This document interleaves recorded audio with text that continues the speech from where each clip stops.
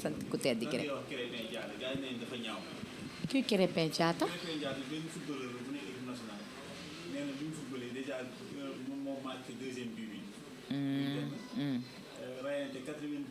waaw. waaw. ndeysaan.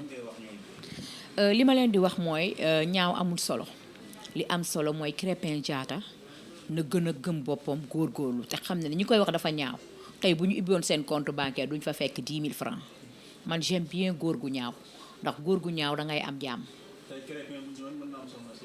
non mënu ko am nag parce que dama koy encourager ci équipe nationale bi ndax nee na kër goo dem rek ànd boo dem rek fekk fa borom ànd bi am na borom yàlla rek moo xamaa Krépin àndam am na borom kon nag na ko sénégalais yi encourager parce que bii boobu mu dugal tey jii mu dugal ko bi mu ko dugalee ñoom waruñu gisati ñaawaayam nañu gis ne Krépin def na ful ak fayda def jom ba indil ñu honneur muy deuxième but bi te dafa sauver honneur bi ndax premier 1-0 mooy wane dëgg la maa la mën mais score bi bu yokkoo gën ñoo arrangé kon nag maa ngi koy encouragé bu baax Seydi Diatta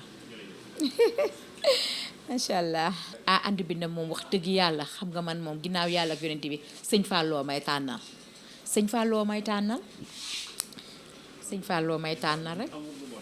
amul lu bon de kon nag macha allah sëñ Fall li ma tànnal su ma ko waxee xale yi jël ko ba yemale ko foofu rek taalibe rek moo baax macha allah.